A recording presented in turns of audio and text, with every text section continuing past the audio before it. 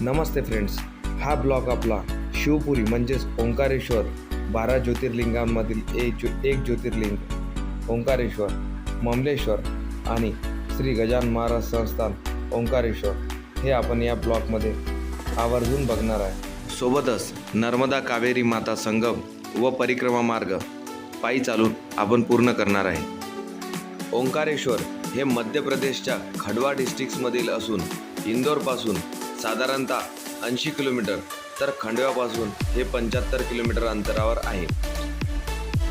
खंडवा आणि इंदोर हे मध्य प्रदेशचे जंक्शन रेल्वे स्टेशन्स आहेत. इथपासून ते इथपर्यंत तुम्हाला मध्य प्रदेशच्या परिवहन विभागाच्या बस आणि टॅक्सीच्या माध्यमातून तुम्हाला ओंकारेश्वरला येता येईल. आता आपण आलेलो आहोत श्री संत गजानन महाराज संस्थान ओंकारेश्वरला. मित्रांनो, ओंकारेश्वरमध्ये तुम्हाला हॉटेल्स, रूम्स वगैरे तर मिळूनच जातील, परंतु श्री संत गजानन महाराज संस्थान ओंकारेश्वर शाखेच्या भक्तनिवासमध्ये अवश्य भेट देऊन बघा.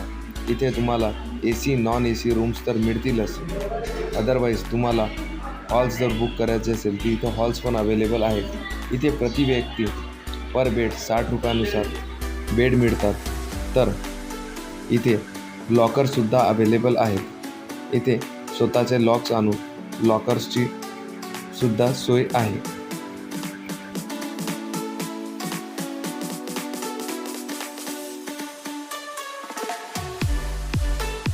पिण्यासाठी RO वॉटर तर आंघोळीसाठी गरम पाणी हे सकाळी 5 वाजतापासून 8:30 वाजेपर्यंत असते. तर चला आता आपण आंघोळा करून घेऊ आणि पुढच्या ट्रॅपवर निघू.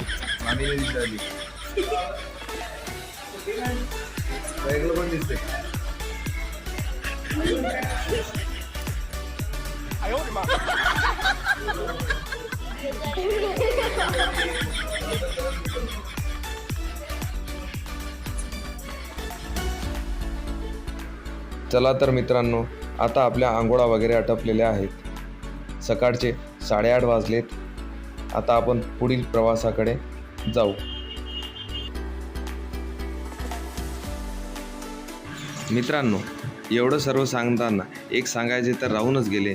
तुम्ही जर माझ्या चॅनलला नवीन असाल तर प्लीज माझ्या चॅनलला लाईक, सबस्क्राईब करण्यास विसरू नका, जेणेकरून येणारे नवनवीन व्हिडिओज आणि नवीन माहिती तुम्हाला दाखवण्यास मी प्रयत्न करेन. मित्रांनो, ओंकारेश्वर गजानन महाराज संस्थानमध्ये तुम्हाला शिस्त, सुरक्षा आणि स्वच्छता ह्या तिन्ही गोष्टीचा संगम बघायला मिळणार.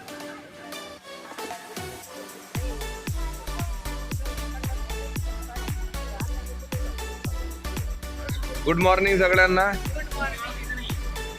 आता आम्ही नाश्त्याच्या आणि चहाच्या स्लिप घेतलेल्या सोबत. आता चाय नाश्ता करू सकाळचा,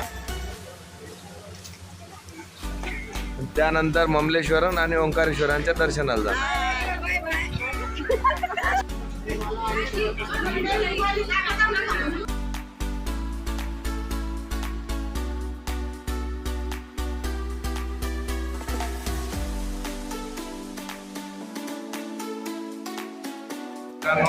आता आपण गजानन महाराजच्या मंदिरामध्ये नाश्ता, पोहा आणि चायचा आस्वाद घेतो.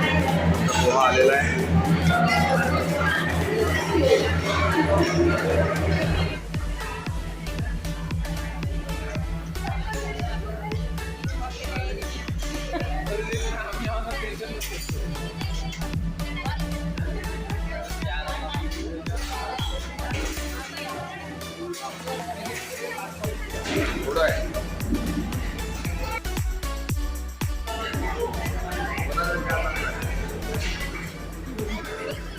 आमची इथे मित्रांनो डिबेट चालू आहे, इथला चाय चांगला आहे की कॉफी चांगली आहे.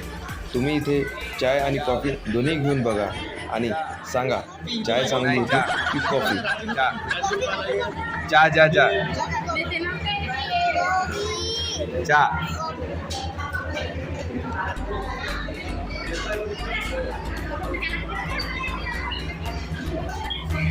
मित्रांनो, आता आमचा चाय नाश्ता झालेला आहे.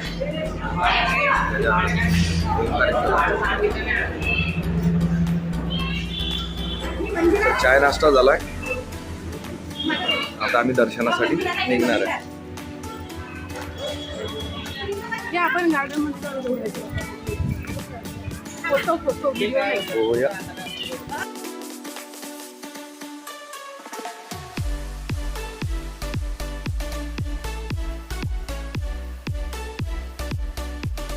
आमच्या बॅक साईडला गजानन महाराजांचे मंदिर आहे, ओंकारेश्वर मधले. आता इथून आम्ही ममलेश्वराचं दर्शन घेऊ, त्यानंतर ओंकारेश्वराचं.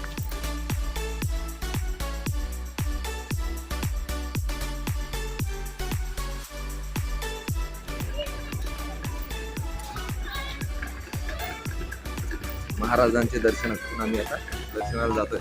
चला. सिमोल बॅटरी गेली वाटते याची. चला.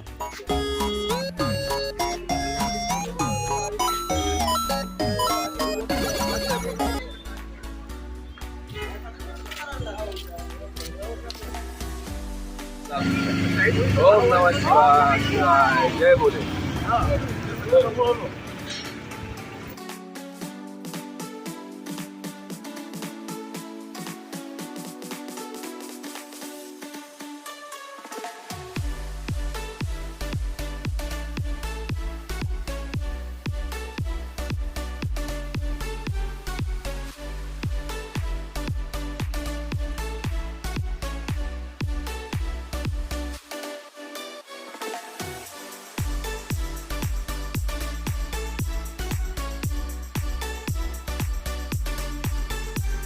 मित्रांनो, ममलेश्वर ज्योतिर्लिंगाच्या दर्शनासाठी आम्ही आलोय. असं म्हणतात ओंकारेश्वराचं दर्शन जर घ्यायचं असेल तर ममलेश्वराचं दर्शन पण झालंच पाहिजे.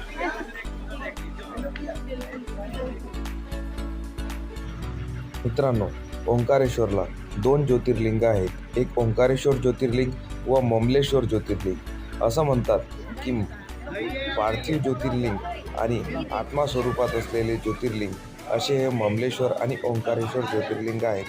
या दोन्ही ज्योतिर्लिंगाचे दर्शन झाल्यानंतरच आपले ओंकारेश्वर दर्शन पूर्ण घडते.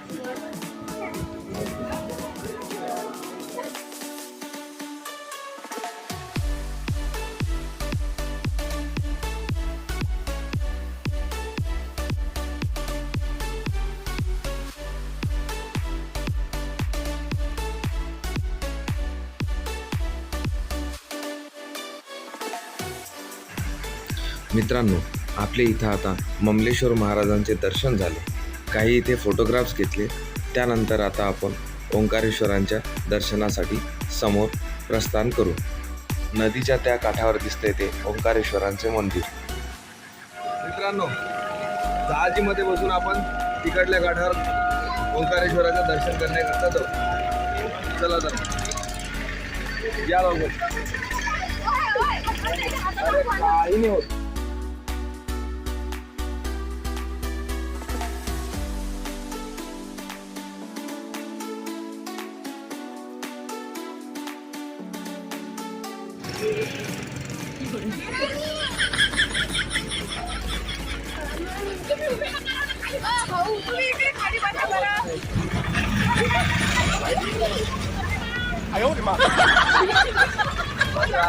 काय जय नर्मदा माता की जय.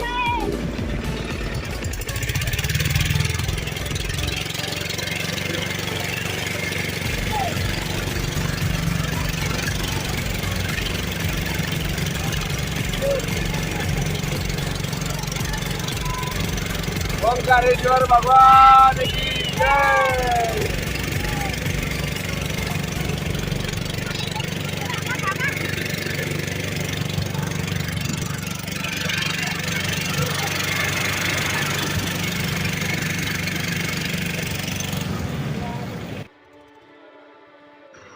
माँ नर्मदा माता की जय. माँ नर्मदा नदी आम्ही जहाजेतून पार करत आहे. या तीरावरून त्या तीरावर जात आहे.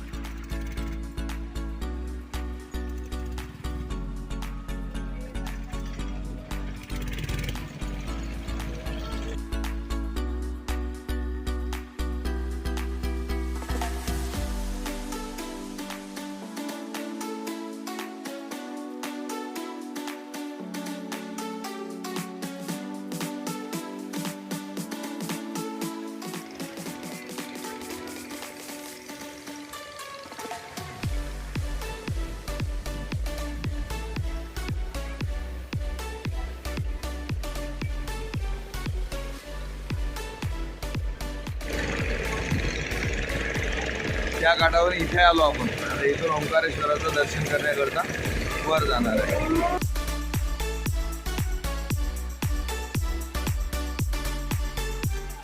मित्रांनो, सकाळची वेळ आहे आणि मंदिरामध्ये तुम्ही गर्दी पाहू शकता.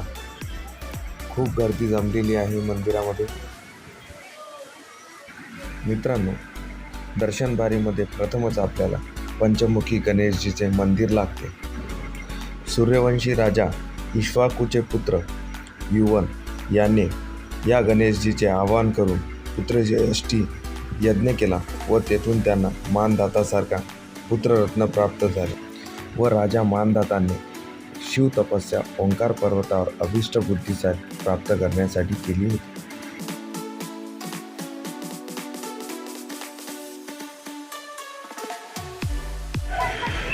फायनली आमचे ओंकारेश्वरांचे दर्शन कंप्लीट झाले. आता आपण खाली निघत आहोत आणि परिक्रमा मार्गाकडे रवाना होत आहे. सोबत संगमावर पण जाणार आहोत नदीच्या.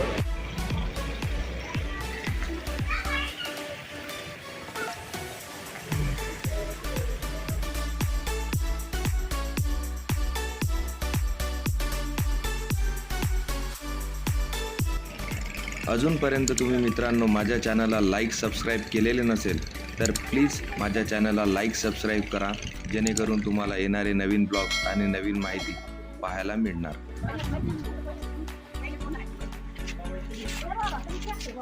चलो.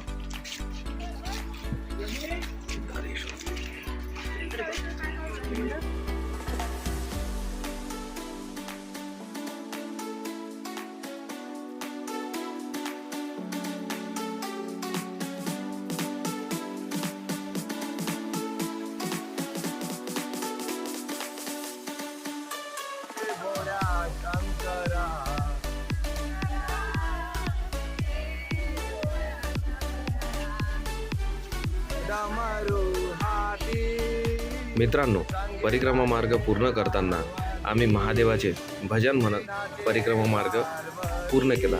त्यामुळे चालताना वेळ माहिती नाही पडला. करतो सवारी हातामध्ये घेऊन जारी, नंद्यामध्ये करीतो सवारी, आवड तुला बेलाची, बेलाच्या पानाची, हे भोळ्या हे भोळ्या शंकरा. हर बोला, हर बोला, श्रीपदे हर हर महादेव. मित्रांनो, आता आपण आलेलो आहोत. कावेरी नदीचा तट आहे इकडे आणि या बाजूने आहे नर्मदा नदीचा तट. हा संगम आहे कावेरी नदी आणि नर्मदा नदीचा. आपण त्या तटावर आलेलो आहोत. आता नदीच्या संगमामध्ये आपण आंघोळ करू.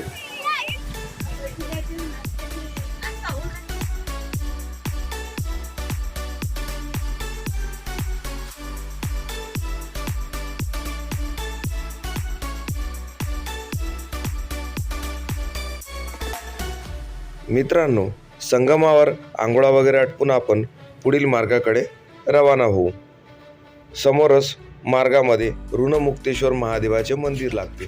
त्या मंदिरामध्ये अशी आस्था आहे की 1.25 मन चण्याची डाळ जर चढवली तर आपले ऋणमुक्त होते. म्हणून इथे ऋणमुक्तेश्वर महादेवाच्या मंदिरामध्ये चण्याची डाळ चढवतात. मित्रांनो, मुक्तेश्वर महादेवाचे दर्शन करून आम्ही पैदलवारी निघालो परिक्रमा पूर्ण करायला. सर्वप्रथम आम्हाला इथे धर्मराजद्वार लागले. चला बाहेरून दर्शन घ्या. चला. राधा कृष्ण कन्हैया लाल की जय. परिक्रमा मार्गामध्ये बरेचसे असे छोटे मोठे देवाचे मंदिरं आहेत. काही प्राचीन आहेत तर काही इथे स्थानिक लोकांनी छोटेसे बनवलेले मंदिर आहे. परिक्रमा मार्गातून नदीतून येण्यापेक्षा माझं तरी असं मत आहे की पायी मार्गे परिक्रमा करावी, जेणेकरून इथं असलेल्या लोकांचे वास्तव्य आणि मंदिराचे दर्शन तुम्हाला होऊ शकते. येथील रोजगार बऱ्याचशा लोकांचा भक्तजनांकडे आणि टुरिस्ट लोकांवरच डिपेंडेड आहे. त्यामुळे परिक्रमा मार्ग हा सर्वांनी पायी करावा, जेणेकरून तुमची परिक्रमा पण पूर्ण होऊन जाते आणि येथील लोकांचे रहिवासी लोकांना पण काही ना काही मदत होऊन जाते. अरे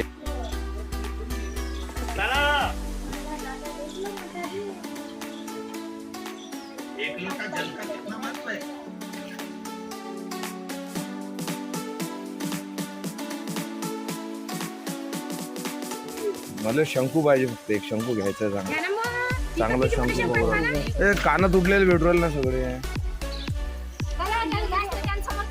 चाल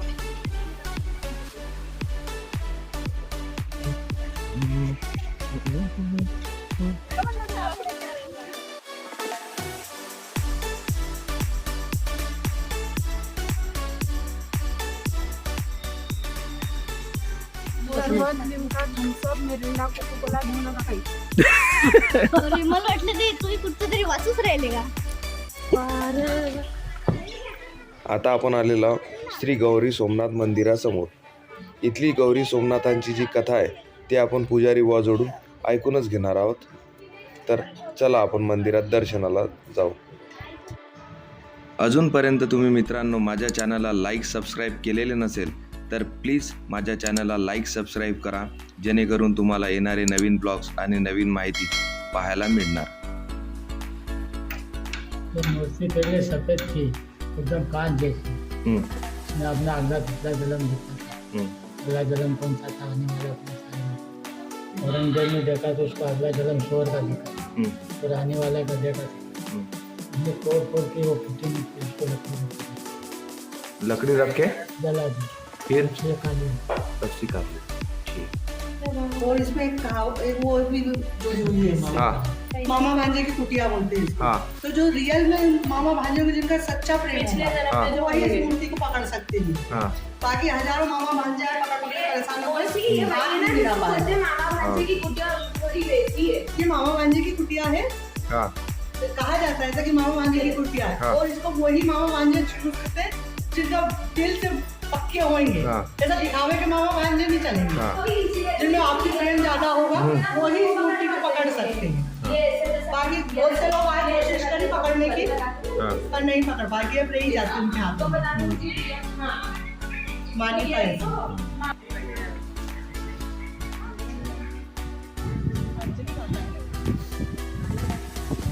हनुमान जी है, हाँ तो एक पेड़ है, उनका नाम अंजनी है. हाँ. और हनुमान जी की माता जी का नाम था अंजनी. हाँ तो पेड़ के नीचे लेके हनुमान जी के नाम से प्रसिद्ध है.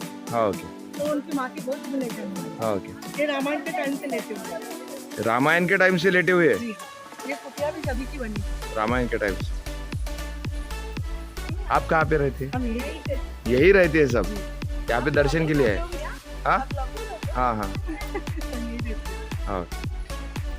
यही गांव में कि बाहर? नहीं है नीचे उतर के. हे नीचे उतर के रहते. जी हाँ, हाँ नीचे उतर के. अनेक लोकांनी इथं चांगलीशी माहिती दिली आपल्याला आणि पंडितजींनी पण छान माहिती दिली. आपण सोमनाथाचं दर्शन घेतलं. त्यानंतर आता आपण लेटे हनुमानजीच्या मंदिरात जाऊ. मित्रांनो, गौरी सोमनाथ मंदिर आणि पाताले हनुमान म्हणजेच लेटे हनुमान हे या पडावर आपण अर्ध्यामध्ये येऊन पोहोचलोय. इथे तुम्हाला काही सोबत आणलेले टिफिन असतील तर ते खाता येतील. त्यानंतर इथे काही रसवंती वगैरे आहेत, काही फास्ट फूड आहेत, ते तुम्हाला इथे मिळून जातील.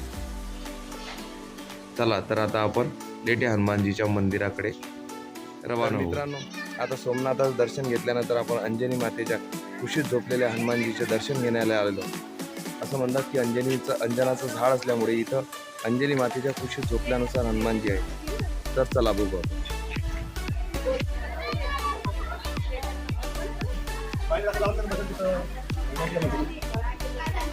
ये पेड़ है ना हाँ का. और पेड़ के पास लेटे हुए हनुमान जी. हाँ, और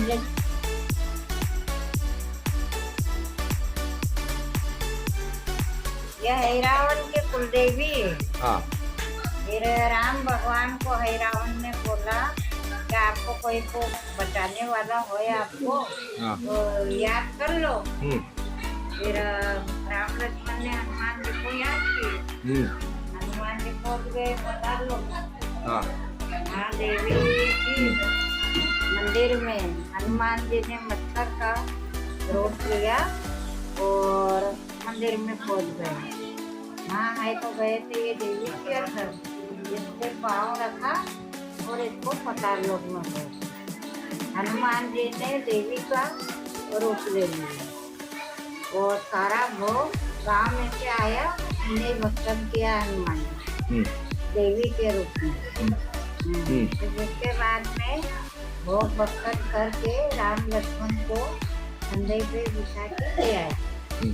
लाने के बाद में राम भगवान ने बोला कि आप ओम पर्वत में जाओ ओमकारेश्वर, वहाँ ओम पर्वत पे विश्राम करें। तब से हनुमान जी आप भी विश्राम कर। हाँ तो वहाँ आने के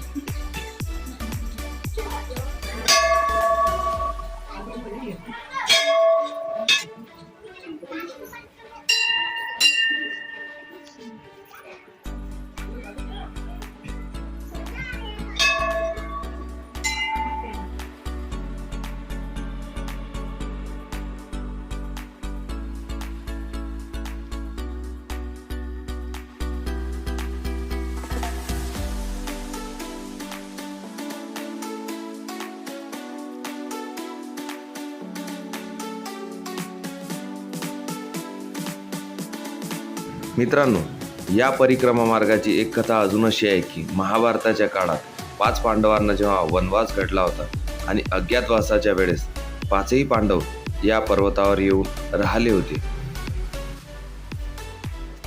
पांडवांनी काही काळ अज्ञातवासाचा या पर्वतावर व्यतीत केला होता.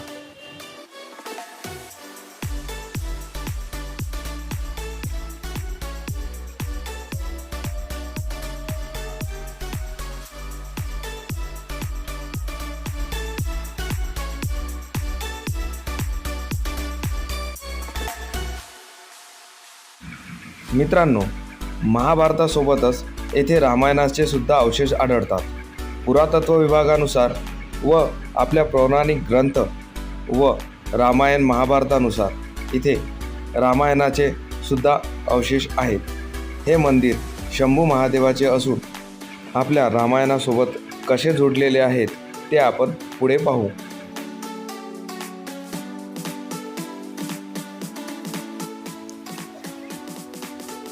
मित्रांनो, माता सीताला रावणाने पळवून नेल्यानंतर माता सीताला शोधण्याकरिता जी बैठक बसली, ती बैठक या मंदिरामध्ये बसली होती. या मंदिरामध्ये येऊन सर्वांनी बैठक बसवली आणि त्यानंतर इथून माता सीताला शोध कसा घ्यायचा हे ठरलं. या मंदिरामध्ये महादेवाची एक पिंड आहे व बाहेर नंदीग्रह आहे.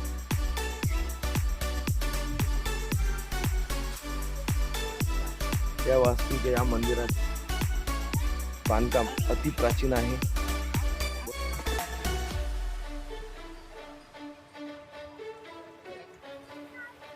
मित्रांनो, इथं आल्यानंतर रामायणातील बरेचशा पात्रांची व महाभारतातील असलेल्या पांडवांची या इथे आपल्याला बरीचशी माहिती मिळते. या परिक्रमामध्ये असलेल्या रस्त्यामध्ये श्रीमद भगवद्गीतेचे श्लोक लावून इथे बॅरिगेटिंग केलेले आहेत. त्यानुसार इथं रस्त्यामध्ये बरेच ठिकाणी श्रीमद भगवद्गीतेचे अशा प्रकारचे होल्डिंग लावून कळवलेले आहे.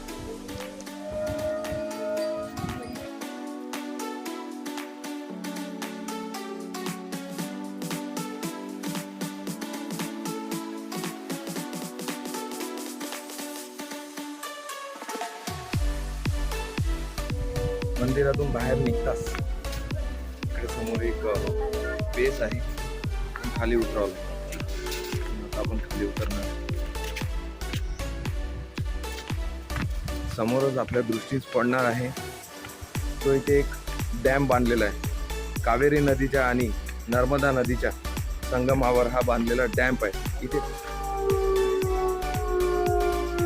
मित्रांनो, आता आपण ही ओमकार पर्वतावरची ओम आकारात असलेली परिक्रमा पूर्ण करत आहे. आपली परिक्रमा आता जवळपास पूर्णच होत आहे. तर पूर्ण होताच आपल्याला भूक पण लागलेली आहे. भूक लागली आणि रस्त्यामध्ये चालू असलेला लंगर मिळाला. लंगरमध्ये खीरपुरीचे मेजवानी होती. ते आपण प्रसाद ग्रहण करू आणि आपला ब्लॉग समोर सरकवू. खूप प्रेमाने इथे आम्हाला लंगर मिळालं, तर आता आम्ही जेवणाचा आस्वाद घेतो. मित्रांनो, आपणा सर्वांसाठी नवनवीन व्हिडिओ आणण्याचा माझा प्रयत्न राहील आणि मी तो पूर्ण करण्यासाठी खूप परिश्रम घेत आहे. तुम्हाला जर माझा ब्लॉग आवडला असेल तर प्लीज माझ्या चॅनलला लाईक, सबस्क्राईब आणि कमेंट करण्यास विसरू नका, जेणेकरून मी तुम्हाला येणारे नवीन व्हिडिओ आणि नवीन माहिती देण्याचा प्रयत्न करेन. धन्यवाद.